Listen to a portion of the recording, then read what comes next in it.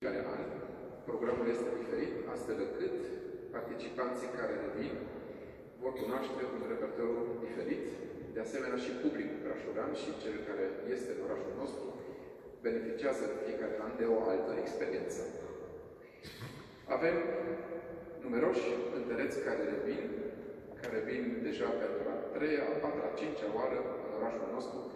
Unii mi-au spus sau ne-au spus că consideră deja orașul nostru drept a doua patria lor, ceea ce este foarte frumos pentru noi. În timpul verii, când avem și parte de mai mulți turiști, Brașovul se colorează și etnic, și confesional, și muzical, și avem parte de o experiență deosebită, având în vedere că unele din aceste lucrări nu au fost cântate niciodată la noi. Dorim să vă rugăm să controlați dacă la capătul concertului v-ați reaprins telefoanele mobile.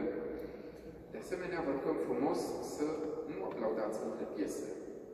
Atmosfera deosebită în spațiul sacral suportă chiar și această liniște între piese,